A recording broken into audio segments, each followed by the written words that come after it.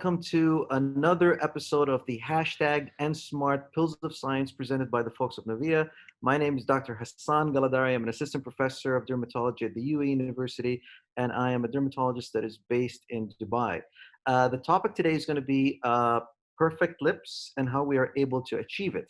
Of course, as we understand, the lips belong to the lower third of the face and is an extremely important structure that we use for speech, we use for mastication, and we also use for basically more or less as a sexual organ. It's basically causes, and this is one of the reasons why patients come to see us in our clinic to provide more of an attractive kind of effect of the lips in that regard. Whenever it is that we look at the patient's lips, we have to really understand how they fit across all the different types of the face. Okay, so we're looking at the upper, the lower, and the middle third, and basically look at them in that sense to make sure that we follow these certain proportions to not cause any major effects to occur. If we, for example, add extra in one part of the lip as compared to the other, this can lead to more of an unnatural look, more of a cartoony type of face. And that's the reason why a lot of the media now has kind of lampooned and cartoonized the actual lips, especially for patients who seek lip augmentation by, by kind of making them sound like as if they've had duck lips or they have got fish lips, just because the lips that are a little bit over exaggerated. For us to understand the lips, we have to understand that there is a mobility that is related to this.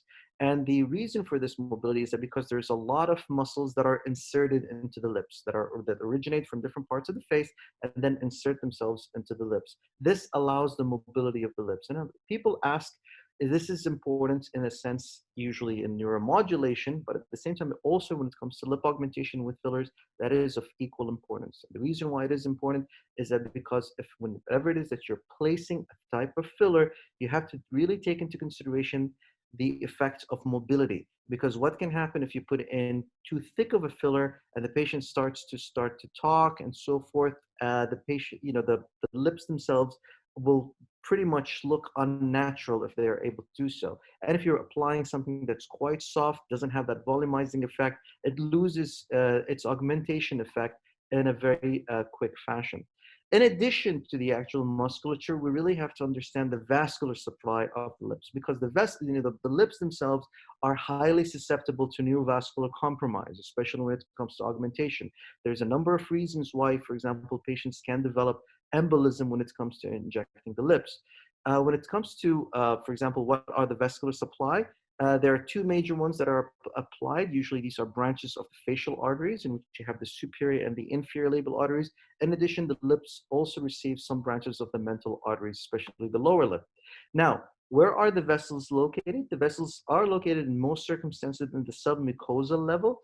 And that's the reason why we try to avoid injecting that part of the lips for this reason. In addition, for the fact that if you do inject the submucosal level, you can actually lead to a formation of lumps and bumps. So we try to avoid that effect. A safe area to inject the lips, of course, is the intramuscular aspect of things, and that's where you would want to keep your fillers in. The effects of putting it in the muscles, first of all, avoids the fact that it causes any neurovascular problems. In addition, however, the unfortunate effect is that given the mobility in that area, the lips do not last that long if you are placing a filler that is unable to kind of conform with the mobility of the actual organ. The final effect is the cutaneous part of the lips. The cutaneous part of the lips provide longevity if fillers are placed there. However, what we have to keep into consideration that the vessels themselves become more superficial, more medial we reach. So by the time in which we are in the philtral ridges and the actual philtrum themselves, the vessels are pretty much more or less superficial as compared to the lateral aspect of the lips in which they are more or less on the deeper side. So what type of filler should be placed into that area? We have to understand that a filler that's placed there should have the rheological properties to provide us with volume, in addition to provide us with the fact that it can conform with the mobility of the actual organ. And for this, usually in the portfolio that Neauvia has, Neauvia Intense Lips can actually be placed in that area to provide us with such. As a reminder, the concentration of the filler is 24 milligrams per ml. And as with all different types of Neauvia type of filler, this filler is cross-linked with the PEG polymer. In addition to the HA, it also contains a little bit of glycine and L-proline. Now, when it comes to lip augmentation morphological rules, we have to understand the relationship and the distance between the nose and the upper lip, the distance between the chin and the lower lip, but the most important is, of all is the relationship between the upper and the lower lip. In most circumstances, depending on the ethnicity, the upper lip should be smaller than the lower lip, with the exception, of course, of the African ethnicity in which the upper lip and the lower lip are exactly the same as a 1-to-1 ratio. Okay? Changing that conformity really changes the person's ethnicity and does not allow them to have a natural look. So that's why it's very important to take that into consideration so that you don't end up with templates of lips across all different types of ethnicities that are exactly the same. So how do we do the injections? We can do the simple type of injections, especially in the beginners. What you need to do is basically just inject the vermilion border. Sometimes with just injecting the vermilion border, you can recreate that lip augmentation without actually causing that volume effect. This is much better seen in patients who have just started or just wanted to start lip augmentation, or patients who are quite old and augmenting the lips will make them look unnatural. And a step up of the vermilion injections can either be a vermilion push filling, in which the actual filler is placed in the vermilion and then pushed into the mucosal aspect of the lips. This provides definition of the vermilion in addition to volumization of the lips. You have the Parisian lips, in which the actual vermilion then is placed in a linear threading retrograde pattern into the actual mucosa from the vermilion border. And this provides a little bit more of an enhancement. And then after at the end, this is something that I usually tend to do in addition to the different techniques that I use, is always to add a little bit in the Cupid's arc lifting by placing a small little bolus right where the filtral ridges are going to be. And this I usually keep at the end by allowing about zero point 0.1 to zero point 0.2 ml of my filler to be left and then injected into that area. And then finally, the bolus augmentation can happen, and this this can either be done from a cutaneous route, in which from the skin comes into the mucosa, or directly into the mucosa by placing 4 different boli to recreate basically a nice looking lip. In this video over here, I will explain my technique of placing the fillers, and here I'm not using a needle, I'm actually using a cannula, and this is an explanatory video. Let's take a look. All right, so as we can see here, what we're going to be doing is that we are going to be augmenting the lips. Augmentation can happen many different ways. We can do it with a needle. However, in this case, I'm going to be showcasing a technique in which a cannula is going to be used. The cannula in question that I prefer when it comes to injecting the lips is the 25 gauge cannula, 38 millimeter in size, and I present it through 2 distinct openings, 1 on each side. The first opening that I would create comes from the lateral oral commissure, so I'm about 5 millimeters to 1 centimeter. I recreate that little small opening. As you can see here, there's hardly any bleeding that happens. Always a challenge to try to find the actual hole, depending on patients' different types of skin, but once it is found, then the actual cannula can glide very, very easily into the patient's lips. I personally start off with the upper lip, and then you can move to the lower. The first way that I would do this is that I would come in, make sure that my cannula is flowing into the vermilion border itself, and then slowly inject as I am coming out. You're able to see the tip of my cannula. I'm able to feel it with my non-dominant index finger. And then as I am coming out, I will slowly start to inject. In some cases, in some individuals, this is probably the only thing that they require. You do not require anything else with the exception of just putting a little bit on the vermilion border. Other patients, of course, require a little bit more of an additional effect to provide even more volume when injecting the mucosal aspect of the lip. So as you can see here, I'm coming in very, very close, coming into the lateral aspect of things. She does have a little bit of asymmetry in her lips, so I would like to add just a little bit more on the lateral aspect. Now I'm moving towards the mucosal aspect of the lip, and you can see the outline or the shadow of my cannula in the mucosal lips. And I will slowly also start to inject a very, very small amount, anywhere between usually zero point 0.1 to a maximum effect of 0.2 into that area, and then I would come out. If you saw the previous slides in which I showed the different types of injections, whether it's a bolus or whether it's, for example, a little small, retrograde linear threading pattern, you could do the exact same thing following a cannula. And the final effect, of course, in her case, given the fact there is a little bit of an asymmetry, the lateral commissures, just, add a little bit in the lateral commissures before I would end up with my upper lip. And you can see here, it's a very, very natural effect. Now we'll move to the lower lip. I ask the patient, of course, to open her mouth. She opens it quite hard enough. I tell her not to do so. So because, I just wanted to kind of more of the mouth to be dangling a little bit down so I can easily see the shape of the lower lip, even without the effect of the actual muscles pulling down the lips. And then I would go straight in. Remember, the lower lip is, there are two major tubercles in which you add the volume. And these tubercles occur lateral to the midline, and that's where I would place in my filler, just a very small amount into that area.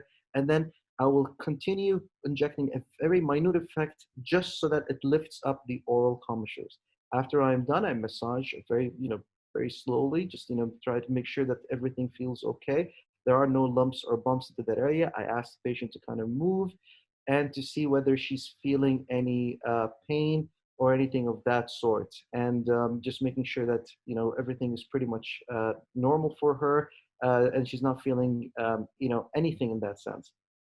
It's very, very important for us to do so, the comfort of the patient. As you can see here, there's hardly any bleeding if you follow that effect.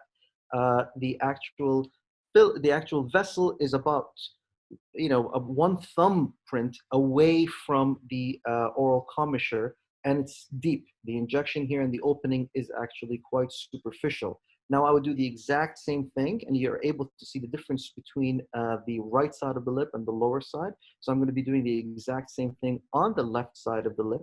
And I would ask the patient to kind of show me a little bit of mobility so that I'm able to differentiate between the two distinct lips and how much volume is going to be required. Remember, she does have a little bit of asymmetry that exists, and I will try to kind of rectify that by adding a little bit more volume in the left upper lip so that it becomes a little bit more symmetric for the patient. As you can see here, as the patient's talking and so forth, she's able to do so without having any issues or any problems. And the lips, in addition to the fillers that are found inside, are able to conform, and there's no lumpiness that is visible.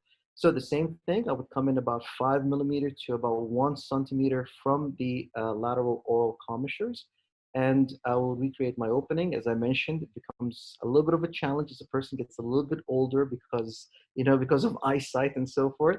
However, that's the initial injection point, and I would follow the exact same things. You can see here, my cannula is flowing into the vermilion border. I make sure that my non-dominant index finger really follows the outflow of the actual cannula and knows exactly where the cannula is existing. And I want to make sure that I am actually in the vermilion. So I would place in my filler as I am coming out in a retrograde fashion.